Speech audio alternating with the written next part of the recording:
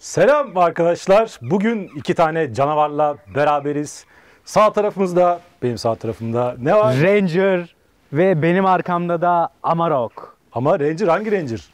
3.2 Wild Track. Wild yani Track. ciğerli olanı. Burada da 224 beygirlik Amarok. Amarok V6. Bugün herhalde adam akıllı ilk karşılaştırmamızı yapacağız. Evet, daha öncekiler Karşılaştırma denemesiydi, evet. Şimdi tam olarak karşılaştırıyoruz. Tam iki muadil araç. Hangisinden başlayalım? Bence Amarok'tan başlayalım. Amarok'tan başlayalım. Amarok'un içine geçelim. Hızlıca onu bir anlatalım. Tamam mı? Tamam. Kısaca. Ondan sonra Ranger'a geçelim. Onu hızlıca bir anlatalım. Anlatırken böyle karşılaştırmadan anlatalım. En sonunda da sonuç kısmına gelelim. Bakalım hangisi önce Gelmiş. konuşacak ipi. Başlıyoruz.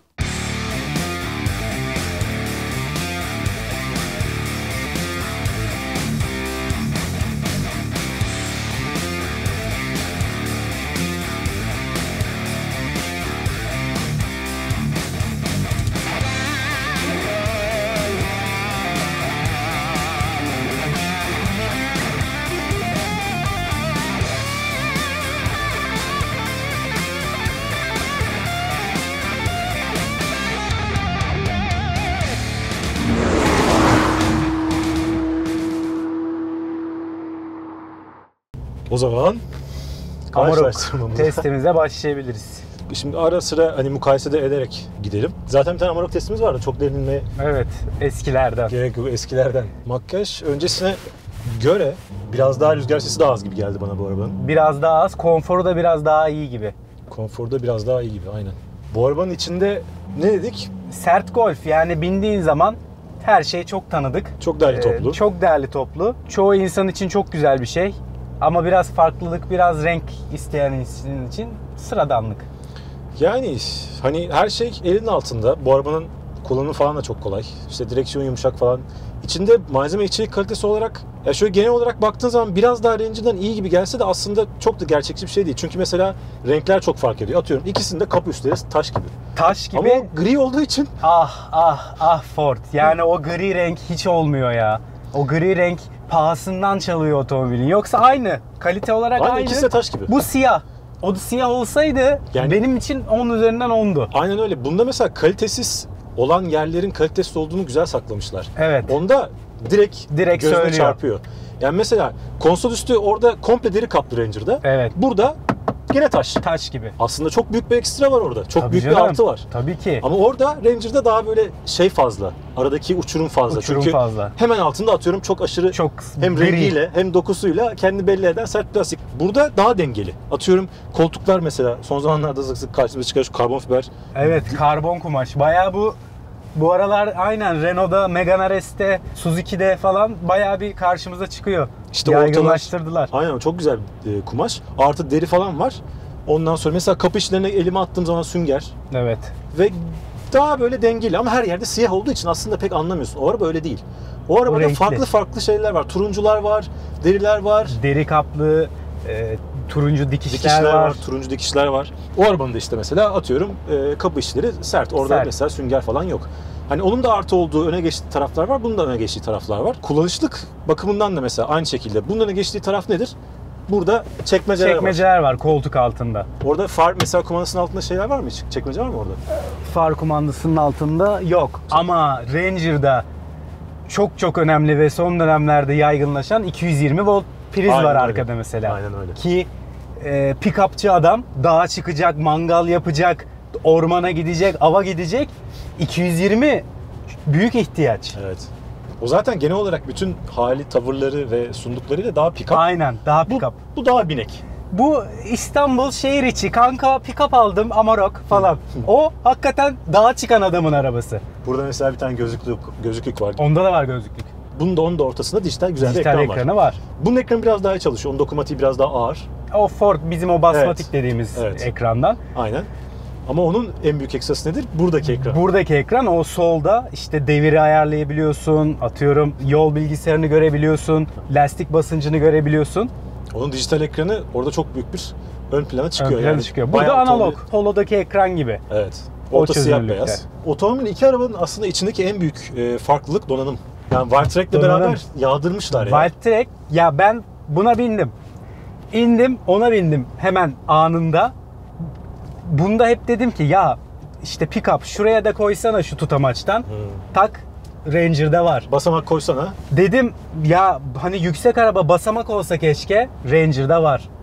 Ondan sonra dedim ya bunun sürüş falan çok güzel. Hani keşke adaptif olsaydı bunda dedim. Ranger'da var. Sen Yani- demedin ama ben de demedim ama birileri diyecekti. Şerit takip sistemi keşke bunda olsaydı. Var. Onda var. Onun donanımı Ya bu aslında boş ona göre. Koltuk ısıtması var koltuk ısıtma Ranger'ın. var. Bayağı dolu ya. Ki bunun gibi otomobillerde koltuk ısıtma önemli. Çünkü dağda kışta çadır kuracaksın falan, hemen ısıtacaksın. Aynen öyle. Ranger donanım olarak çok çok daha dolu. Amarok'un yalnız donanım konusunda en büyük artısı Xenon farlar. Ranger'ın farları halojen. Amarok'ta Xenonlar var. Bunda kasanın şeyi yok. Kapaması yok. Kapaması yok. Üst kapağı onun çok güzel. Böyle çekip halatlı tırırt diye içine geçen kapağı var. Çok da O güzel da kapak. çok önemli. Yani Evet. pick-up aldın mı onu kesin alman lazım. Ya buna Çünkü da bir yağmur, şekilde kış. takılabiliyor olur. Dur Ya da opsiyon tabii. opsiyon sonuçta. Yani bir test ettiğimiz haliyle en azından öbüründe var. Donanım olarak çok ciddi bir artısı var. Wild Var. Trek'in. Bu böyle daha ciddi. Daha ciddi, daha değerli toplu. Şantiye şefi. O da müteahhitin oğlu. Ya kesinlikle. Değil mi? Aklımdan geçen okudum, harikaydı. Bir de biraz daha bunda rüzgar sesi az geldi bana. Bu 120'lerde başlıyor. O 100-110'da başlıyor Ranger. Bir de onda net bir şekilde aynadan geldiğini hissediyorsun. Bunda genel bir rüzgar sesi Genel var. böyle şu tepelerden. Aynen. Mach öncesine göre, Mach öncesi çok fazla vardı Amarok'ta rüzgar sesi. Bunda daha az var. Sessizliği bu arabanın biraz daha iyi. Ya konfor aslında çok denk birbirine. Çok Ama denk. bazı yerlerde Ranger konforu daha iyi. Bazı Evet. yerlerde bunun daha iyi. Evet. Nerelerde daha iyi onu anlat bakalım. Ya aslında bazı yerden ziyade şimdi bu arabanın üzerinde 19'lar var, tamam mı? Bu arabanın üzerinde 18'ler var. Evet. Tabi bunlar kocaman lastikler olduğu için çok aşırı Pide. fark etmese de bunun yanakları biraz daha dar, onun yanakları biraz daha geniş. Ben bundan haberdar olmasaydım, ki yok değildim en başta, öbürünü tam tersi derdim. Öbüründe 19, bunda 18 var derdim. Çünkü bu otomobil daha yumuşak bir araba geldi bana. Ama konfor Evet. demiyorum. O otomobil buna göre biraz daha gergin Sıkı, geldi. gergin. Sıkı. Bu Tok otomobil- geldi, tok. Biraz daha tok geldi. Bu biraz daha böyle Biraz daha gevşek. Amerikanvari böyle. Evet. Değil mi? Çok konforlu. Bak ikisi de çok konforlu. Ama ben Ranger'ın süspansiyonların kontrolünü, oto kontrolünü daha çok beğendim. Evet. Mesela hızlı geçtiğini Hızlı. varsay. Normalde 40'la buna 40'la geçtiğin zaman bu böyle bam bam yapıyor. Bitiyor amortisör eşiği. bitebiliyor. Aynen. Ranger'da bitmiyor. Ranger'da bitmiyor. Ranger'da süspansiyonlar ve otomobilin şasisi bir bütün. Bunda bazen süspansiyonlar ayrı takılıyor ve limitine rahatlıkla gelebiliyorsun. Özellikle mesela boyalardan tırtılar var ya, arka taraf geçtiği zaman bunda o pick-up'lığı, o yaprak yerleri falan hissediyorsun. Hala benim favorim konfor konusunda Navara'dır pick-up'larda. İki de abi Sanyong Corando. Onun da arkası çok konforlu oğlum araba. Hadi üçlü test yapalım. Valla bak. Onları da Bakın çıkartalım. size 2 tane de hemen araya sıkıştırdım. Bak kimse yapmaz ha, söyleyeyim. Navar da çok iyiydi fakat ben bu iki otomobili de çok beğendim. Konforunu çok beğendim. Evet. Bu otomobil biraz daha yumuşak ama Ranger daha kaliteli bir konfor sunuyor gibi geldi bana. Onların süspansiyonu ben daha pahalı olduğunu düşünüyorum. Ama ikisi de bence çok konforlu otomobiller ve kimseyi üzmezler. Yani çukurlarda, Çukurda bukurda. O zaman konfordan sonra ne geliyor? Motor. 3 litre V6 224 beygir 550 Maşallah. tork. Ey maşallah. Ya motor muhteşem. Ranger'da da 3.2 200 beygir. Şimdi bunun 24 beygir farkı var. Evet. Zaten bindiğinde direkt performansı farkını anlıyorsun. 0-100'ünden ziyade tork her devirde var. Evet. O ilk kalkışı, gaz tepkisi, Evet. ekonomikliği, sesi güzel, bak V6 sesi geliyor. Ki dizel bu yani. Güzel Yani ses var. Mevzu nedir biliyor musun? 0.2 litre, bunun hacmi daha düşük ama geri kalan her şeyi diğer motordan daha iyi. Yani Daha iyi. şöyle söyleyeyim, BMW'nin dizellerini kullanmaktan ve devir çevirmekten haz alırım. İkinci kere, ilk defa BMW'nin dizeli haricinde bir otomobilin dizelini kullanmaktan ve devir çevirmekten zevk aldım. Aynen öyle. Çok güzel bir motor. Motor çok iyi. Çok güzel bir motor. Yani sırf bu motor yüzünden bunu seçecek olan vardır. Sen. Ben Yok sadece o değil, sonuca sadece o geldim. değil. Sonuçta geleceğiz. Yakıt ekonomisini de anlatalım. Yakıt ekonomisi arkadaşlar, ikisi de yaklaşık 10 litre civarı yakıyor. Şehir içi, sakin, çok ağır trafiğe girmeden. Aynen öyle. 10 litre civarı yakıyor. Yalnız Ranger çok bastığın zaman 15-16'ya çıkabiliyor. Bu da 13.9. Bu 13-9-14, 13-14'te kalıyor. Yani bu ortalamalarda yani 1 litre falan daha az size yaktırabilir ama genelde 10 litreyle biz bunlara dolaştık. Evet. Bize geldiğinde de zaten ikisi de işte 9,5-10 civarıydı. O civarda bir tüketimi var ama yani tork olsun, motor sesi olsun Ve motor sesi derken bastığın zaman daha şevke getiren daha çok daha şevke. keyifli bir ses. Basmadığın zaman da daha sessiz. Sessiz. Daha sessiz. Öbürü mesela otobanda falan bayağı ses çıkartıyor onun motor Ya sesi. o bir de değişik 4000'lere gelince böyle diye bir değişik bir sesi Evet, var. evet. Böyle sanki hoparlörden Evet. ekstra bir şey geliyor Aynen. gibi. Gösteririz zaten. Ne zaman ki vites değiştiriyor o zaman rahatlıyorsun. Evet. Çünkü o ses Evet. çıkıyor sürekli. Güzel de değil böyle. Değişik Yok, bir değil, sesi var. aynen. Şanzıman. Ya şanzıman bence Volkswagen'in DSG'yi falan bırakması lazım.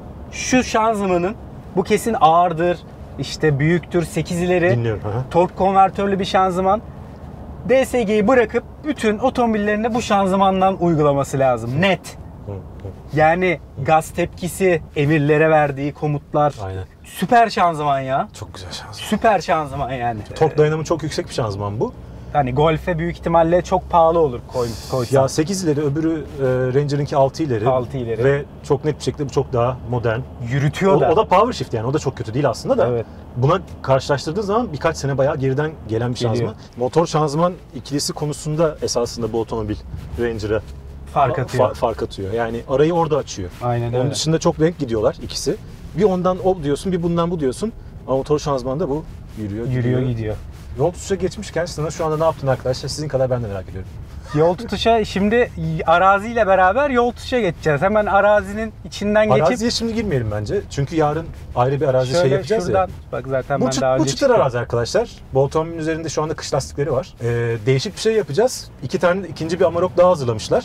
O ikinci Amarok'ta Arazi lastiği arazi var. lastiği var. Şile'de Yeşil Vadi'ye gideceğiz. Ranger'ı da götüreceğiz. İkisiyle yarın orada bir de. Ben Ranger'ı kullanmıştım orada. Aynen. Ranger sen orada kullandın. Çekimlerini zaten orada göreceksiniz. Şu anda buranın dış çekimleri yok. Dış çekimleri orada. İşte dediğim gibi bunda kış lastikleri var. Ranger'da arazi lastik. Arazi demeyelim de. All terrain. Evet. Yani Tam arazi değil çünkü. cross contact, Continental cross contact. Bunda da Pirelli işte Scorpio Winter diye geçiyor. Winter. Bunda o lastikler var. Fakat buna rağmen arazi için konuşacak olursak ben birbirlerine çok denk buldum. Hatta bu otomobil bana çekiş kontrol sistemi bakımından patinaj daha az çekerek Biraz şanzımanın etkisi de var ona tabii. şanzımanın da etkisi olabilir. Ama bu otomobil daha az patinaj çekerek çıkıyor. çekerek. Öbürü de çıkıyor. Şey hissettin değil mi? Patinaj çekiyor gibi oluyor. Tak diye bir hemen hissediyor, veriyor gücü, Doğru dağıtıyor. lastiği. Yani pürüzsüz bir şekilde bunun çıktığı yerlerden Ranger daha fazla patinaj çekerek çıktı. Ben O onu biraz daha gözlemledim. mekanik bir his geldi bana. Onda tabii normal yol lastiği var. Onda bir de çok farklı şeyler de var. Yani low haricinde arka diferansiyeli kilitleyebiliyorsun. Evet. Değil mi? Arkadan itiş yapabiliyorsun. O da Arka çok itiş önemli yazabiliyorsun. bir şey. Aynen 2L.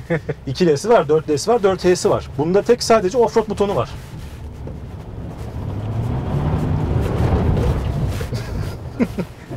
Bu tabii araziyle ilgili konuştuk. Evet. Asfaltla alakalı hani bu araba bariz bir şekilde öbüründen daha iyi tutuyor. Ranger'dan daha iyi. Yani Evet. bir de ESP'si de çok sıkı çalışıyor. Yani tamamen güvenliğe odaklı. Hiç böyle arabayı bırakmıyor. Ranger'da bayağı izin veriyor. Ha bir de arka itiş yaptığı zaman bayağı yanlıyor Ranger. Tabii canım arkanı hiç yaptığı zaman hiç şeyi kalmıyor yani. Fütursuzca Aynen. arkası Bu böyle. her zaman Güvenli. sıkı, güvenli. Fakat bu arabanın giriş ve viraj çıkış hızları hiç öbüründen çok daha yüksek. Yani lastikten midir bilmiyorum. Dediğim gibi kış lastiğine ya da arazi lastiği farkı var. Limitleri bundan daha düşük, epey bir daha düşük. Öbürü kaymaya çok erken başlıyor. ESP'si bazen ciddi zorladığında çok canhıraş bir şekilde müdahale ediyor. Bunda Evet. öyle değil. Bunda tapa gaz, çoğu virajda gidebiliyorsun. Yani bu Gidebiliyorsun. bayağı binek otomobil gibi ya. Bayağı böyle iyi. Golf'ün yükseği gibi. Aynen öyle. İyi bir C segmenti otomobil gibi giriyor, çıkıyor virajda. Hiç bana mısın demiyor. Çok da güven veriyor. Ama hani eğlenme gibi bir faktör varsa ki bu otomobilleri hani alacak olanların bilmiyorum kaçı bunu yapar. Gerçekten öbüründe arkana yetişişi 2H falan aldığında bir de ESP kapadığında fıldır fıldır dönüyorsun. Bunda öyle bir şey Aynen yok. öyle. Evet, Ranger'ımız da bizi bekliyor. Aynen öyle. Gel bakalım. 3.2'de güldür güldür. Yani pick-up olduğu zaman insan yolda gitmek istemiyor ki. Hep böyle arazi, vur dağa, yaylaya çık, memlekete git. Demin unuttuğumuz farklardan bir tanesi neydi? Elektrikli koltuklar. Koltuk, elektrikli koltuk süper ya. Tam diyecektim Amarok'ta lazım bak. Ranger'da var. Herhalde sonucunda kimin neyi tam seçtiği buradan galiba belli oluyor arkadaşlar. Bak tırmalıyor bak, yan yan bak. Öyle yanlıyoruz. Öyle. Enteresan. Bak bu lastikten ama ben sana söyleyeyim. Öyle mi? Onun lastikleri daha iyi tutuyor abi. Abi Bunun ama kış lastik lastiği, bu cross contact, bu ama bu araziye daha geçiyor. arazi tam arazi değil işte. Tam değil, yarı. Ama Ya burada onun galiba daha iyi arazide lastiği. Öyle bir. Öyle yani. Çünkü yan yan çıktık oraya. Hiç hani lastiğin içi doldu da kaydık gibi. Kayarak çıktı, aynen öyle. Giderken direksiyonun çok daha rahat. Yani onun kullanımı biraz daha rahat. Biraz daha hani kullanıcı dostu. Bu daha böyle maço, daha ormancı Aynen. bu. Tavan siyah. O premium bir hava katıyor tavanın siyah olması. Evet, evet. Bunda şey eksikliğini hissettim ben. Şurada bir göz olsa iyi olurdu. Amarok'ta bir boşluk Bir vardı. oyuk var orada, aynen. Ve 12 volt vardı. Çok kullanışlı. Keşke turneye kuryerlerdeki gibi böyle kapaklı şey olsaydı burada. Çok iyi. Mesela bunun altı boş. Onun haricinde direksiyon derisi falan çok hoşuma gitti. Yumuş yumuş. Evet. Daha böyle dolu dolu. Yani deriler çok yukarıya çıkartıyor intibayı. İşte buradaki kaplama çok güzel bir kaplama ama hemen altında işte line başlıyor. O sıkıntı. Bu ekran ben seviyorum. Basmatik ekranı. Yani o da daha hassas çalışıyor. Boyutları aşağı yukarı aynı. Bu arada ikisinin de ses sistemini Ha. karşılaştıralım. Onun daha iyi. Onun daha iyi, bunun da iyi. Yani ikisi de Öbürü sesi daha iyi. İkisi de pick-up standartlarının üstünde bence. Pick-up standartların üstünde ama Amarok'un müzik sistemi bayağı medeni. Basslar bam bam geliyor. Aynen. Bununki daha biraz daha cılız kalıyor müzik Evet. sistemi. İç mekanda bir o öne çıkıyor, bir bu öne çıkıyor. İşte baktığım zaman bütün bağlantıları var. Çok hakikaten ikisine medeniyet seviyesi oldukça yukarıda. SD kart var, USB var, işte line, aux var. Arkada 220 var. Bunda navigasyon var. Navigasyon çok önemli var. bir Çok detay. bir sürü ekstrası var ya donanım olarak. Çok büyük Aynen. ekstralar var orada. Şimdi bunda ilk defa sağ koltuktayım. Evet. Bütün bu engebelerden falan geçerken hani arabanın bir bütün olarak Hareket ettiğini hissediyorum. Öbüründe daha süspansiyonlar hareketli. Bu bütün olarak iniyor çıkıyor. Daha gergin. Ben mesela içerideki dikey hareketlerim benim daha fazla. Neticede otomobil daha bir bütün olarak hareket ediyor. O yüzden bana bir nebze daha süspansiyon kalitesi bunda daha yüksek geliyor. Ve hemen anladığın şey motor sesi bunda daha fazla. Şu var mesela. Aha. Şu tutma şeyi güzel. Arazide önemli. Böyle yan yattığında falan böyle gideceksin. Ya şu direksiyona baksam ben Pick-up. Ranger Pick-up değil de Edge falan diyorum. Mondeo. Edge dersin. Ağzına kadar dolu. Belki bir de sürü Edge şey de var orada. aynısıdır. Çok dolu yani. Neden? Bir sürü donanım var çünkü. Tabii alışmak biraz zaman istiyor da Evet. şeyin direksiyonuna göre onda hiçbir şey fonksiyon olmadığı için. Burada kayıyor dedin değil Burada mi? çok kayıyor aynen. Yani bu yolda bir de çok güzel bir yol. Şu anda çünkü 6-7 derecede kullanıyoruz. Dolayısıyla kış lastiği de çalışıyor. Çalışıyor. Aynı virajlar arka arkaya girdiğin zaman bunun şey seviyesi daha aşağıda. Tutuş seviyesi bayağı seviyesi. daha tedirgin ediyor yani bu. Bir de tedirgin etme bakımından mesela bu otomobilin direksiyonu ağırlığından dolayı biraz daha güven veriyor. Mesela Amarok'taki benim yol tutuştaki sürüş dinamiklerindeki Evet. en büyük eleştiri. Arabaya güveniyorsun ama direksiyon hafif. Evet, aynen öyle. Çok oynak. Evet. Blı blı blı blı blı. Zaten ikisinde his yok ama en azından bunda ağırlık var. Hani biraz daha belki çıkarım diyorsun üzerine. Öbürünün Aynen öyle. şasi, altyapı daha kuvvetli, daha iyi tutuyor. Fren bakımından ben ikisini aslında beğendim ama birazcık daha Amarok'unki iyi. Amarok'un zaten bunun arkalar kampana, Amarok'un disk daha da iyi duruyor Amarok. Daha iyi duruyor, evet. İkisi de bayağı şey gibi, gene binek otomobil gibi duruyor. Evet. Orada da hani Allah Ve durabilecek güçlü mi? frenleri ikisinin Güçlü de. frenleri de. Bastın mı ABS devreye girmeden Evet. Zınk diye. zınk diye durdu yani. Sen bunda aynaların ayarını aradın mı? İlk bir şeyde aradım. İlk bir ulan nerede falan diyorum. Sonra baktım. O Bak menfezin. bunları kapatınca 10 kilometre artıyorsunuz. Yalnız kulak şey böyle. Hani 5 kilo falan o aynalar. Ayna yani tır ayna. Aynen tır aynası. Açık kapanıyor. Bench. Şu haliyle yani ikisi çok denk. Birinin çıkıp da diğerinin çıkamadığı yer olmadı ama Olmadı. şey daha fazla patinden çekip daha fazla kaydı. Bu Ranger. Ya ben lastikten olduğunu düşünüyorum. Çünkü ben Yeşil Vadide büyük ihtimalle yarın kullanacağınız yerde ben bunu kullandım. Arazi lastikli kullandım. Aha. Böyle boşa patinaj çekmiyordu. Anladım. Bu yani lastik, yol lastiğine daha yakın bir lastik bu. O zaman sonuca geçelim mi? Sanırım seçimlerimizde bindiğimiz arabalarla zaten belli oluyor galiba değil mi? Evet, aslında Amarok'un içine geçerken özel bir kastım yoktu ama işte içgüdüsü olarak insan. Vallahi Vallahi kardeşim şimdi aslında fiyat. Yani sonuçta fiyattan fiyat. bahsetmek Kaç lazım. para abi seninki?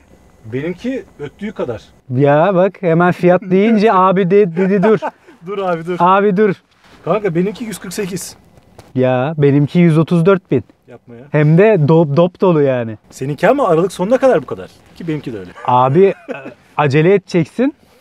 Da alacaksın. Yapıştıracaksın geçeceğim bir tane. Aynen öyle. Adaptifi, deri kaplaması, donanımları, 220 voltu. Senin de işte biraz performans var. Gitgide Top Gear klişesine doğru yol. Aynen.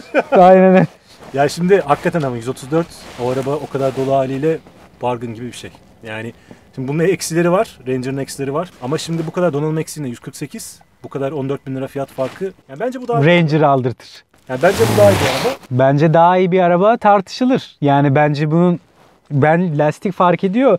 Bunun arazi 4 lovu var. Arka kilidi var.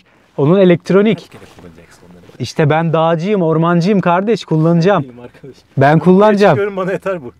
Yani o yetiyorsa zaten senin alacağın araba önden çeker de kurtarır seni. Ama onun da çıktığı yerlerden bu da çıkıyor yani. O zaman Duster. Evet arkadaşlar. Dağ keçisi. 130'a falan gerek yok. Evet, Direkt yarı fiyatına 60 bin Duster liraya alırsın, Duster al, bitti. Aralık sonuna kadar hakikaten çok çetin bir şey var burada. Çok büyük fiyat farkı var. Aralıktan sonra şimdi onun 152 olacağını biliyoruz. Evet. Bunun 152 olacağını biliyoruz. Bunun kaç olacağını bilmiyoruz. Bu da 160'ları bulur. 160'ları bulur. Bulun bulmaz mı bilmiyorum. Eğer o fiyat farkı devam ederse ucu ucuna Ranger olabilir. Çok Ama fazla- yakın fiyat olursa Amarok yakın diyorsun. fiyat olsa Amarok aynen. Yani şu donanımlarla, tamam mı? İkisinin fiyatı birbirine yaklaşırsa, ki şu anda çok uzak, bu çok daha ucuz. O yüzden fiyat performanstan bu kurtarıyor gibi gözüküyor. Bir de bu daha eğlenceli. Evet. Daha imkan Arka tanıyor. dizisi falan. Arka yönetişi de var. Yanlıyor. Bu şehre daha uygun bir araba. Bu biraz daha maceracı bir araba. Aynen. Daha renkli bir araba. Ben alıyorum gidiyorum kardeşim. Ben de gidiyorum. 148, 148. Bunu zaten vergisi... Onu veren onu da verir Onu falan. Like'a cevap verilir. Like'a basın, abone olun. Abone oluyoruz. Yorum yapmayı unutmuyoruz. O zaman bundan sonraki Karşılaştırmalarda görüşmek Zor üzere. denk getirdik ha. Kolay Ha, olmuyor. aynen güzel oldu ama zevkli bayağı. Güzel oldu. Ben zaten sadece karşılaşma yapmak istiyorum. İyi, görüşürüz. Gel bir drag yapalım, kim alıyor. Bir görelim bakalım O aynı. zaman da mutlu olacağım bakalım. Onda olmaz. Göreceğiz. Hiç belli olmaz.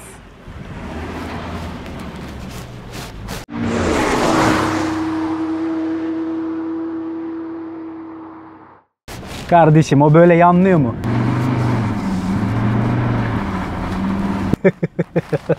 Yanlamıyor.